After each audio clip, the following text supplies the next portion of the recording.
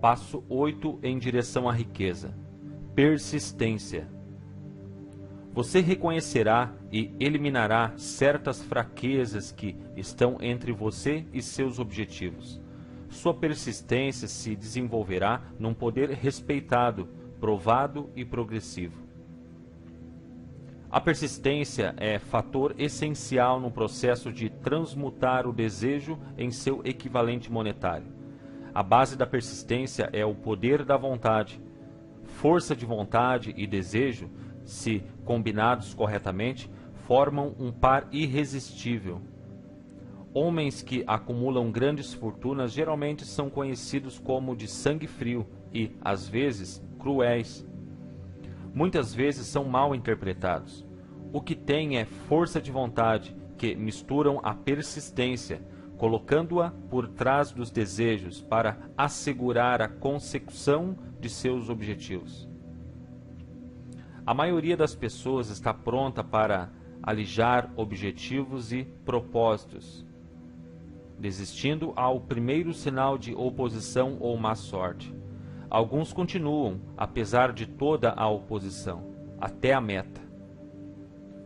Pode não ter significado heróico a palavra persistência, mas essa qualidade está para o caráter do homem como o carvão está para o aço.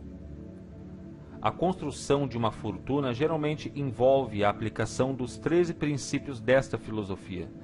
Esses princípios devem ser entendidos e aplicados com persistência por todos os que acumulam dinheiro. Desejo fraco produz resultados fracos. Se você está acompanhando o livro com a intenção de aplicar o conhecimento que oferece, seu primeiro teste de persistência será quando começar a seguir os 6 passos descritos no 2º capítulo. A não ser que você seja um dos 2 em 100 que já tem o objetivo definido na mira e plano definido para alcançá-lo. Poderá ler as instruções, depois continuar com a rotina diária, sem jamais seguir as instruções. Falta de persistência é uma das causas principais de fracasso. Além disso, a experiência com milhares de pessoas provou que a falta de persistência é fraqueza comum à maioria dos homens. Trata-se de fraqueza que pode ser vencida pelo esforço. A facilidade com que a falta de persistência pode ser vencida dependerá inteiramente da intensidade do desejo de cada um. O ponto de partida de toda a realização é o desejo. Mantenha isso sempre em mente. Desejos fracos produzem resultados fracos, assim como pequena quantidade de fogo produz pequena quantidade de calor. Se você achar que lhe falta persistência, essa fraqueza pode ser remediada ateando fogo mais forte aos seus desejos. Continue a ler até o fim, depois volte ao capítulo do desejo e comece imediatamente a seguir as instruções dadas com relação aos 6 passos. O interesse com que seguir as instruções indicará claramente quanto ou quão pouco você realmente deseja acumular dinheiro. Se achar indiferente, pode estar certo de não ter adquirido ainda a consciência do dinheiro, que deve se possuir antes de ter certeza de poder acumular fortuna. Fortunas gravitam em torno aos homens cujas mentes foram preparadas para atraí-las, com a mesma certeza da água que se dirige para o oceano. Se achar fraco em persistência, centralize a atenção nas instruções contidas no capítulo sobre o poder. Cerque-se de um grupo de mente superior e, através dos esforços cooperantes dos membros do grupo, poderá desenvolver persistência. Encontrará instruções adicionais para o desenvolvimento da persistência dos capítulos sobre a autossugestão e o subconsciente. Siga as instruções esboçadas naqueles capítulos até sua natureza habitual fornecer ao subconsciente um retrato claro do objetivo de seu desejo. Desse ponto em diante, você não será prejudicado pela falta de persistência. O subconsciente trabalha continuamente enquanto você está acordado e enquanto dorme. A magia da consciência do dinheiro. Esforço espasmódico ou ocasional para aplicar as regras não lhe será de valor algum. Para conseguir resultados, você deve aplicar todas as regras até que sua aplicação se torne hábito fixo. De nenhuma outra forma você poderá desenvolver a necessária consciência do dinheiro. A pobreza é atraída para quem tem a mente favorável a ela, assim como o dinheiro é atraído por aquele cuja mente foi deliberadamente preparada para atraí-lo, e pelas mesmas leis. A consciência da pobreza apossar-se-á voluntariamente da mente que não se ocupa com a consciência do dinheiro. A consciência da pobreza se desenvolve sem aplicação consciente de hábitos favoráveis a ela. A consciência do dinheiro deve ser criada de encomenda, a não ser que se nasça com essa consciência. Entenda o significado total das afirmações do parágrafo precedente e compreenderá a importância da persistência na acumulação da fortuna. Sem persistência, você será derrotado antes mesmo de começar. Com persistência, vencerá. Se alguma vez você já teve um pesadelo, compreenderá o valor da persistência.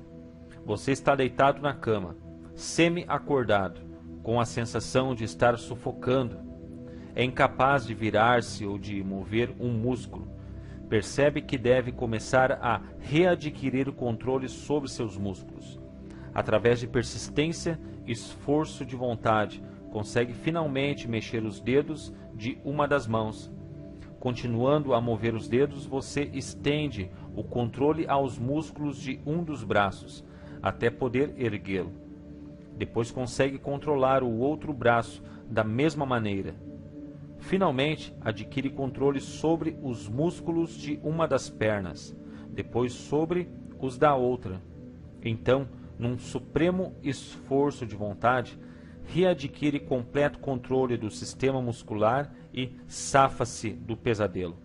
A dificuldade foi superada, passo a passo. Você tem um guia oculto. Você pode achar necessário safar-se de sua inércia mental por um processo semelhante, movendo-se lentamente a princípio, aumentando a velocidade depois, até adquirir o controle total sobre a vontade.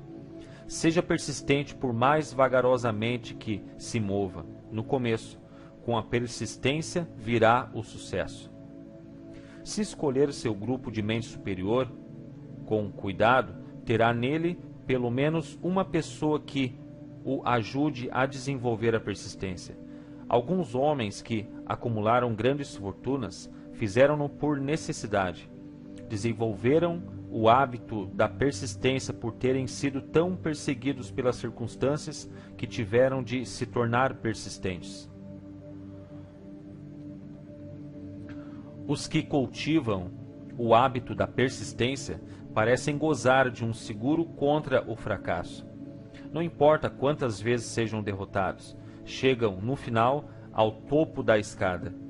Às vezes, parece haver um guia oculto, cujo dever é testar os homens através de todas as espécies de experiências desanimadoras. Aqueles que se reerguem após a derrota e continuam tentando alcançam, e o mundo o aplaude. Viva! Sabia que você seria capaz. O guia oculto não permite que ninguém consiga grandes realizações sem passar o teste da persistência. Os que não conseguirem vencê-lo simplesmente não passam no exame. Os que conseguirem vencê-lo são generosamente recompensados por sua persistência. Alcançam, como compensação, qualquer meta que perseguem. E isso não é tudo. Recebem algo infinitamente mais importante que a compensação material, o conhecimento de que toda a derrota traz consigo a semente de uma vantagem equivalente. Derrota, condição temporária. Há exceções a essa regra. Algumas pessoas conhecem, por experiência, a solidez da persistência. São os que só aceitaram a derrota como algo temporário. São aqueles cujos desejos são postos em evidência com tal persistência que a derrota, no fim, se transforma em vitória. Nós que estamos nas linhas secundárias da vida, vemos um número assustadoramente grande dos que são derrotados, para nunca mais se reerguerem. Vemos os poucos que aceitam o castigo da derrota como um impulso para um esforço maior. Esses, felizmente, nunca aprendem a aceitar a marcha, a ré da vida. Mas o que não vemos, o que a maioria de nós nem sequer suspeita que exista, é o poder silencioso, porém irresistível, que vem salvar os que continuam lutando, mesmo em face da adversidade. Se falarmos nesse poder, poderemos chamá-lo de persistência e ficar nisso. Uma coisa todos nós sabemos: se não se possuir persistência, não se alcança sucesso valioso em nenhuma profissão. Ao escrever essas linhas, ergo os olhos do meu trabalho e vejo, diante de mim, a menos de um quarteirão, a grande e misteriosa Broadway, cemitério de esperanças mortas e antessala da oportunidade. Do mundo inteiro vem gente a Broadway. A cata de fama, fortuna, poder, amor ou o que quer que os seres humanos chamem de sucesso. Uma vez ou outra, alguém se destaca da longa procissão de aspirantes e o mundo ouve dizer que mais um dominou a Broadway. Mas a Broadway não é fácil ou rapidamente conquistável. Ela só reconhece talento, aceita o gênio, recompensa em dinheiro depois que a pessoa se recusa a desistir. Sabemos então que descobriu o segredo de como conquistar a Broadway. O segredo está sempre, inseparavelmente, ligado a uma palavra: persistência. O segredo é contado na luta de Fannie Hurst, cuja persistência conquistou a grande Estrada Branca. Chegou a Nova York em 1915 para converter seus escritos em riquezas. A conversão não chegou logo, mas chegou. Durante 4 anos ela conheceu os caminhos secundários de Nova York. Em experiências de primeira mão, passava os dias trabalhando e as noites esperando. Quando a esperança se tornou fraca, ela não disse: "Está bem, Broadway, você ganhou", mas sim: "Está bem, Broadway, você pode bater alguns, mas não a mim. Vou forçá-la a desistir." Um editor The Saturday Evening Post enviou-lhe 36 cartões de recusa, antes que ela conseguisse quebrar o gelo e ter um conto aceito. O escritor médio, como o médio em qualquer setor da vida, teria desistido da tarefa ao chegar o primeiro cartão de recusa. Ela, porém, martelou as calçadas durante 4 anos, porque estava determinada a vencer. Depois chegou a recompensa. Quebrara-se o encanto. O guia oculto testara Fannie Hurst, e ela aguentara firme. Daí em diante, editores abriam caminho à sua porta. O dinheiro chegou com tal rapidez que ela mal tinha tempo de contá-lo.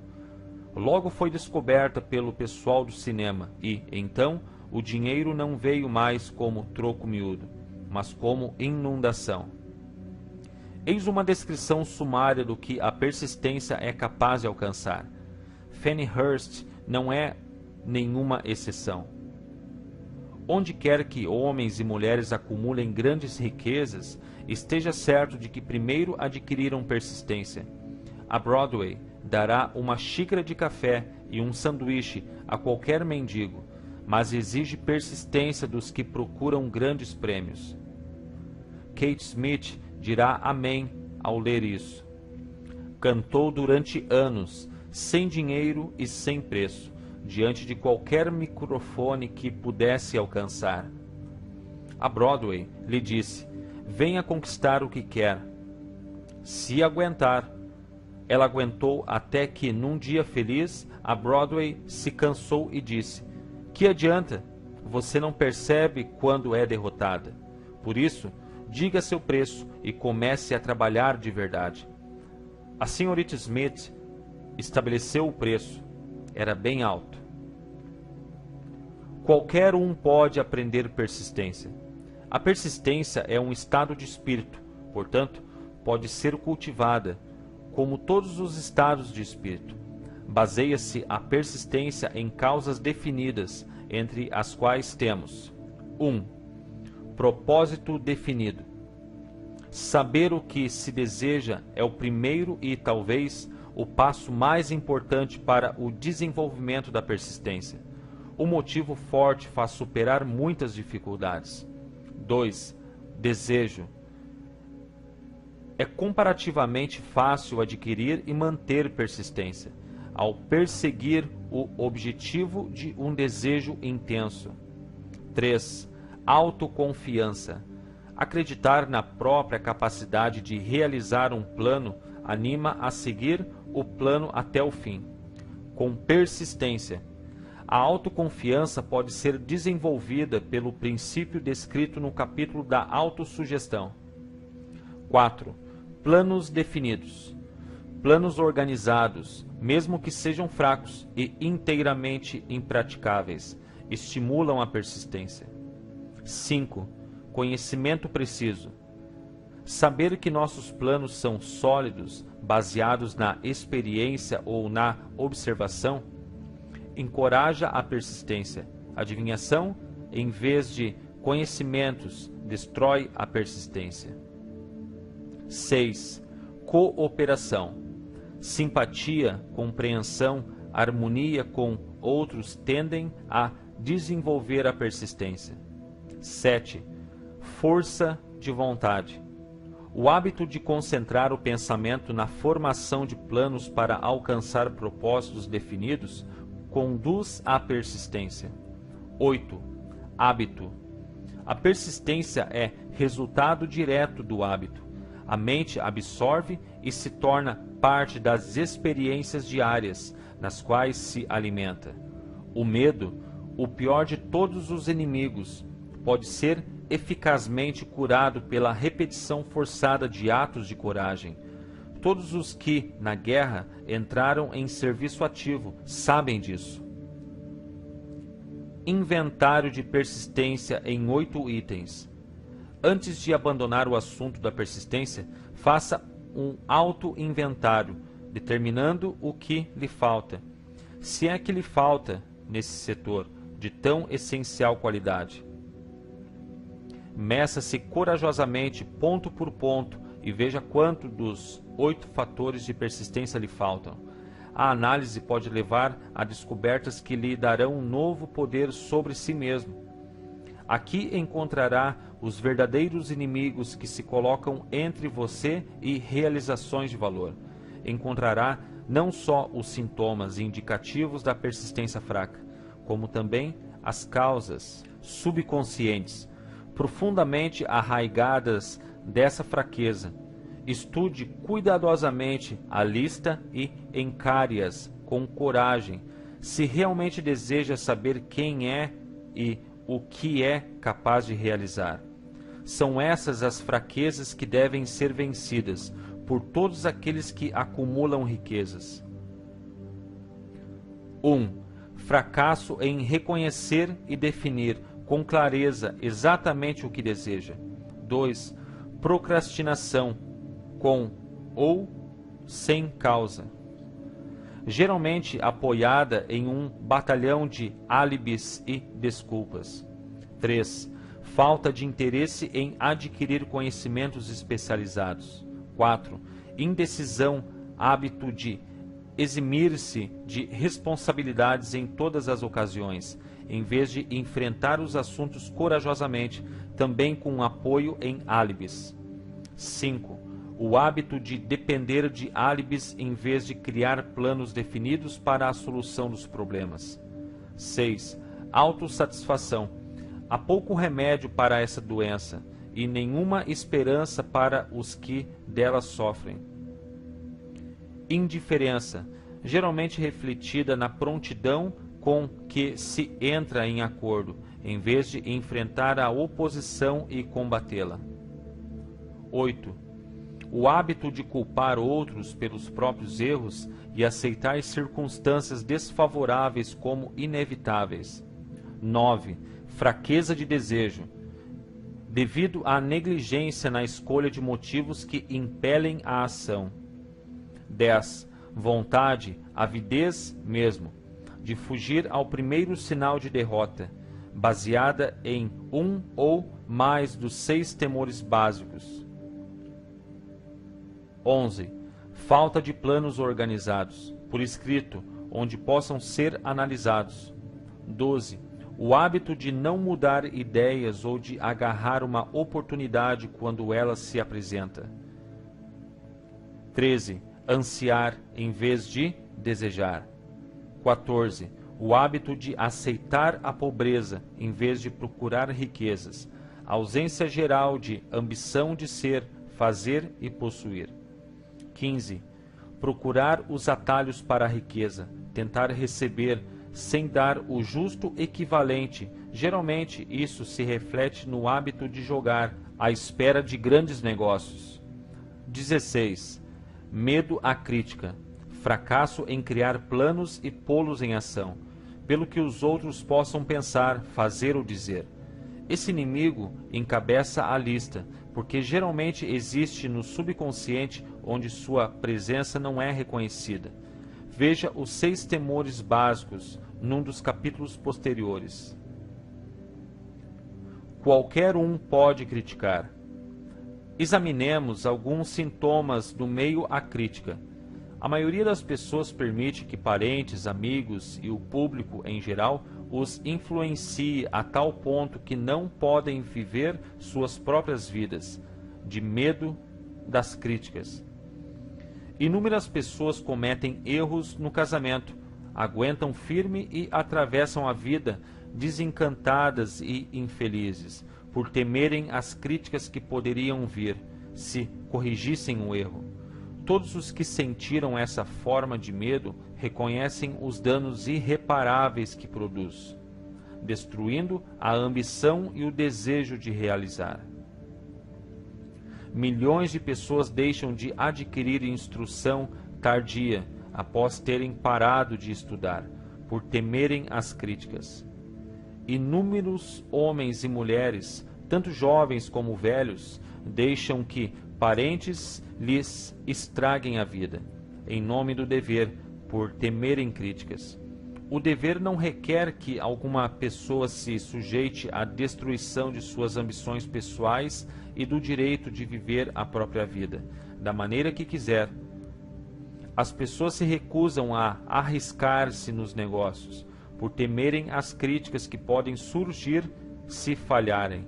O medo à crítica, em tais casos, é mais forte que o desejo de sucesso.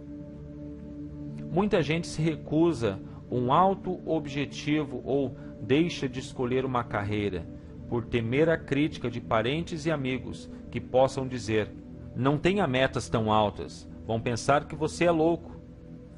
Quando Andrew Carnegie sugeriu que eu dedicasse 20 anos à organização de uma filosofia de realização individual, meu primeiro impulso de pensamento foi o de medo. Medo do que as pessoas pudessem dizer. A sugestão deu-me um objetivo bem mais fora de proporção do que tudo que até então concebera. Rápido como um raio, meu espírito começou a criar álibis e desculpas, todas reconhecíveis pelo temor inerente de críticas. Algo dentro de mim dizia: você não pode fazê-lo, a tarefa é grande demais e exige tempo demais. O que pensarão os parentes? Como é que você vai ganhar a vida? Ninguém organizou jamais uma filosofia do sucesso.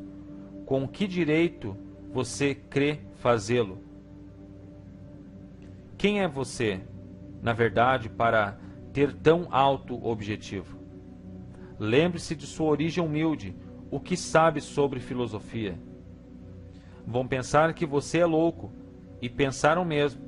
Por que é que ninguém fez isso antes? Essas e muitas outras perguntas vieram à minha mente, exigindo atenção. Parecia que o mundo inteiro voltara a atenção para mim. De repente, com o propósito de ridicularizar-me, para que eu desistisse do desejo de realizar a sugestão de Carnegie, tive uma ótima oportunidade, nessa ocasião, de matar toda a ambição antes que essa pudesse dominar-me.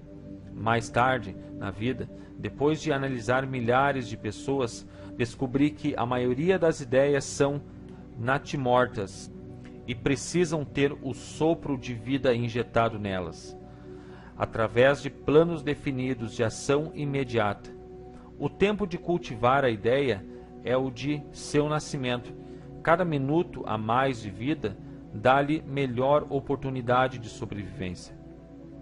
O medo da crítica está no fundo da destruição da maioria das ideias, que nunca alcançam o estágio do planejamento e da ação.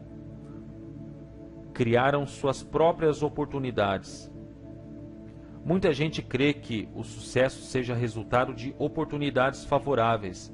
Existe certa base para tal crença, mas os que dependem completamente da sorte ficam quase sempre decepcionados, porque se esquecem de outro fator importante, imprescindível para que se tenha certeza do sucesso, e o conhecimento com o qual oportunidades favoráveis podem ser feitas de encomenda.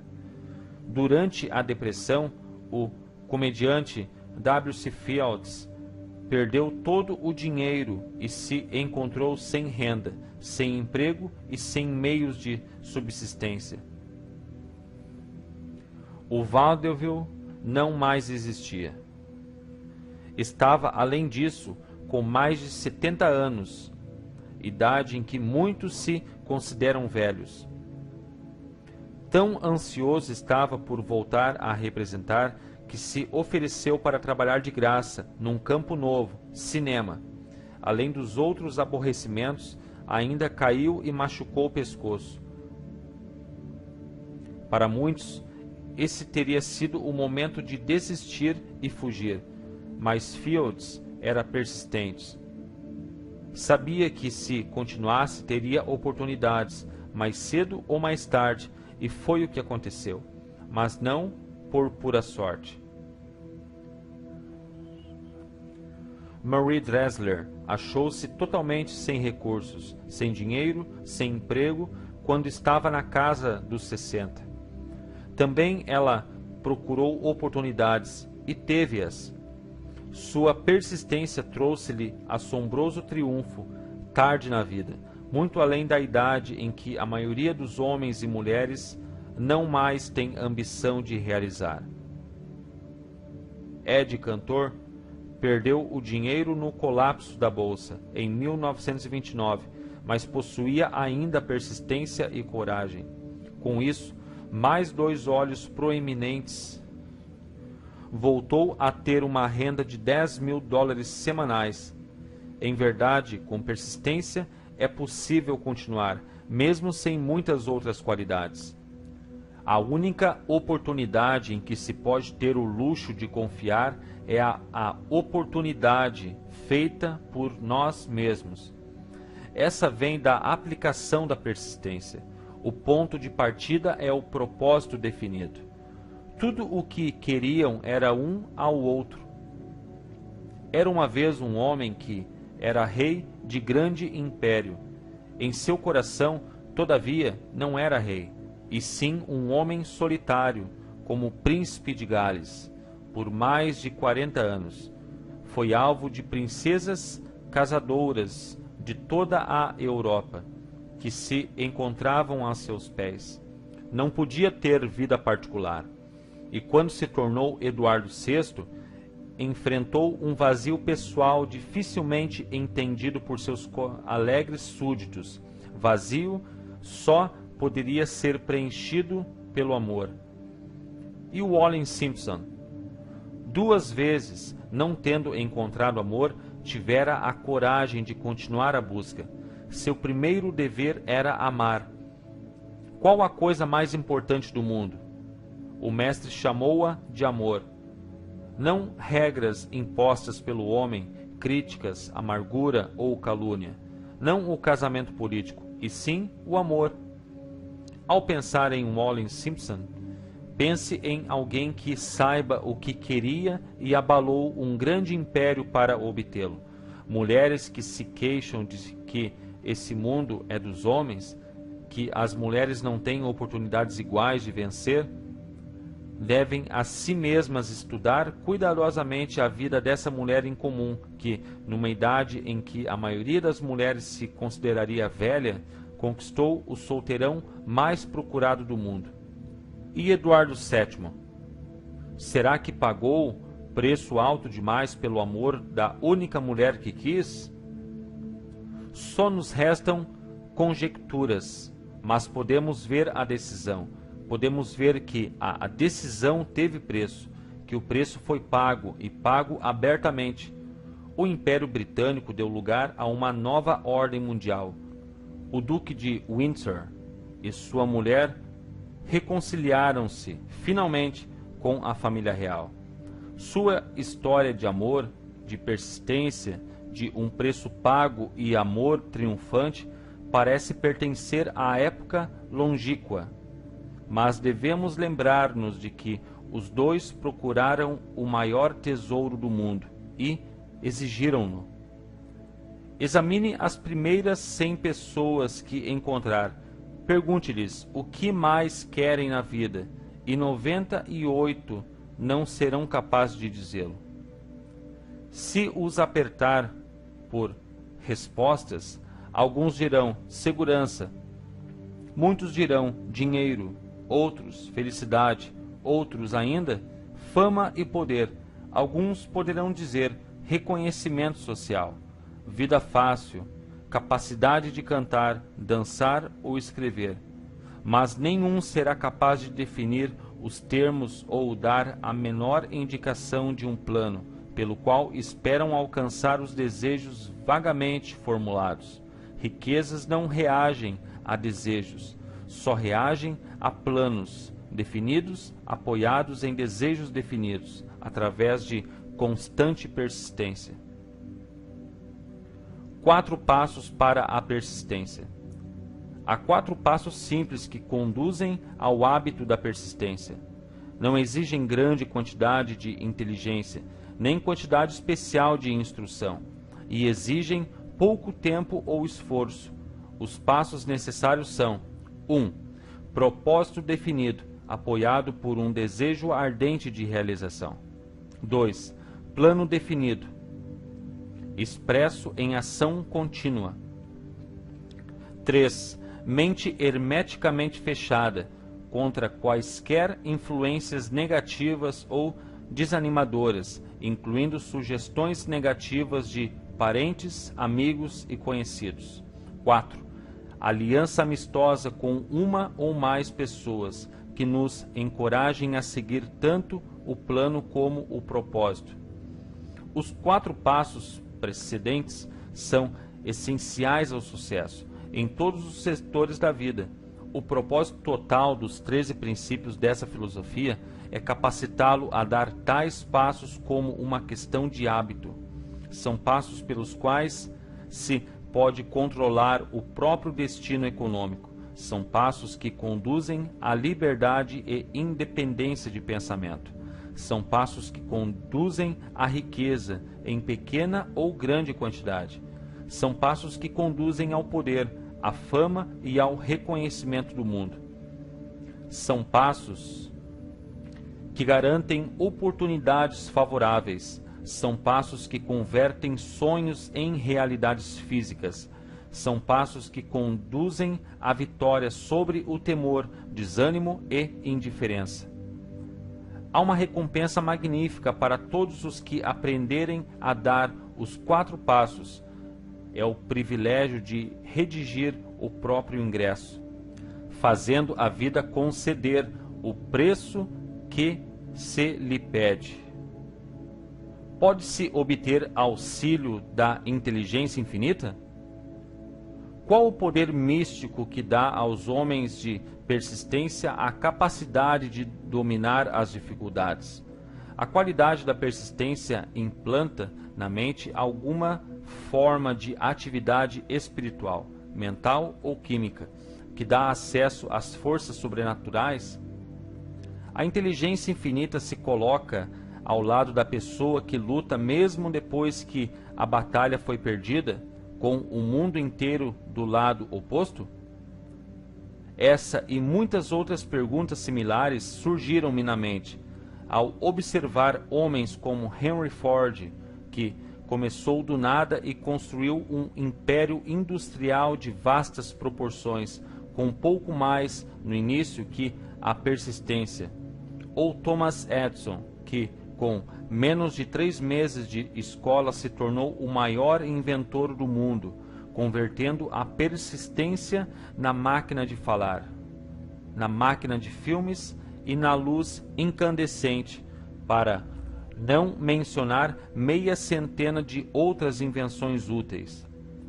Tive o feliz privilégio de analisar tanto Edison como Ford, ano após ano, num longo período de anos. Daí a oportunidade de estudá-los de perto, o que me faz falar com conhecimento de causa ao dizer que não achei outra qualidade senão a persistência em nenhum deles que mesmo remotamente sugerisse a fonte principal de suas realizações. Consideremos, por exemplo, a estranha e fascinante história de Maomé. Analisemos sua vida, comparando-a a homens de realizações nessa época moderna de indústria e finanças, e observemos como todos eles têm um traço predominante em comum: a persistência. Se você está vivamente interessado em estudar o estranho poder que dá potência à persistência, leia uma biografia de Maomé, principalmente a de Essad Bey. Essa breve apreciação do livro, feita por Thomas Sugley no Herald Tribune, fornecera uma amostra do que irão saborear os que consagrarem o tempo necessário à leitura da história toda de um dos exemplos mais assombrosos do poder de persistência que a civilização conhece. O último grande profeta. Apreciação de Thomas Sugley. Maomé era profeta, mas nunca fez nenhum milagre. Não era místico, não possuía instrução formal e só começou sua missão aos 40 anos. Ao anunciar-se como mensageiro de Deus, trazendo as novas da verdadeira religião, foi ridicularizado e rotulado de lunático. Crianças passavam-lhe a rasteira e mulheres jogavam-lhe sujeiras. Foi banido de sua cidade natal, Meca, e seus seguidores privados dos bens e mandados ao deserto, para junto dele. Depois de ter pregado durante 10 anos, nada mais pode apresentar senão desterro, pobreza e ridículo. Entretanto, antes que outros 10 anos se passassem, era ditador da Arábia, governador de Meca e líder de nova religião mundial, que se alastraria até o Danúbio e os Pirineus. Antes de exaurir o ímpeto que ele lhe dera, esse ímpeto era triplo: poder de palavras, eficácia da oração e o parentesco do homem com Deus. Sua carreira não tinha sentido. Maomé nasceu de membros empobrecidos de uma família importante de Meca. Meca, encruzilhada do mundo, abrigo da pedra mágica chamada de Caaba, grande cidade do comércio de todas as rotas comerciais, por ser anti-higiênica, mandava suas crianças para o deserto para serem criados pelos beduínos. Maomé foi assim criado, sugando força e saúde do leite de mães nômades. Pastor de ovelhas, logo foi contratado por rica viúva. Como líder de suas caravanas, viajou por todo o mundo oriental. Falou a muitos homens de diversos credos, observando o declínio do cristianismo em seitas belicosas. Quando completou 28 anos, Khadija, a viúva, viu-o com bons olhos e se casou com ele. O pai dela teria objetado a tal casamento. Por isso ela o embebedou e segurou-o enquanto ele dava a bênção paterna. Nos 12 anos seguintes, Maomé viveu como comerciante rico, respeitado e muito sagaz. Depois começou a vaguear pelo deserto, retornando um dia com o primeiro verso do Corão, e disse a Khadija que o arcanjo Gabriel lhe aparecera, dizendo que lhe cabia ser mensageiro de Deus. O Corão, a palavra revelada por Deus, era o que mais se assemelhava a um milagre na vida de Maomé. Nunca fora poeta, não possuía o dom da palavra. Contudo, os versos do Corão, quando os recebia e os recitava aos fiéis, eram melhores que quaisquer versos produzidos pelos poetas profissionais das tribos. Isso, para os árabes, era um milagre. Para eles, o dom da palavra era o maior dom e o poeta todo-poderoso. Além disso, o Corão dizia que todos os homens eram iguais perante Deus e que o mundo deveria ser um estado democrático, o Islã. Foi essa heresia política, mais o desejo de Maomé de destruir os 360 ídolos do pátio da Caaba, que causaram seu banimento. Os ídolos traziam as tribos do deserto a Meca, o que significava negócios. Por isso, os comerciantes de Meca, os capitalistas, dos quais Maomé fizera parte, caíram sobre ele. Retirou-se então para o deserto e proclamou a soberania sobre o mundo. A ascensão do Islã começou. Do deserto veio a chama que não mais se extinguiria, um exército democrático, lutando como uma unidade só e preparado a morrer sem pestanejar. Maomé convidara judeus e cristãos a unir-se a ele, pois não estava criando uma nova religião. Chamava a todos os que acreditavam num único Deus para que se unissem numa única fé. Tivessem os judeus e cristãos aceito seu convite, o Islã teria conquistado o mundo. Não o fizeram, nem sequer aceitaram a inovação de Maomé, de uma guerra mais humana. Quando os exércitos do profeta entraram em Jerusalém, ninguém foi morto por causa da fé professada. Séculos depois, quando os cruzados entraram na cidade, nenhum homem, mulher ou criança muçulmana foi poupada. Os cristãos só aceitaram uma ideia muçulmana, o lugar de estudo, a universidade. Pontos a fixar. A persistência transforma o caráter como o carbono modifica o ferro quebradiço em aço invencível. Com persistência, você desenvolverá um quociente mágico de consciência de dinheiro, enquanto o subconsciente está em atividade constante para obter-lhe o dinheiro que deseja. Um inventário de persistência em 8 itens mostra-lhe onde criar persistência dentro de si mesmo.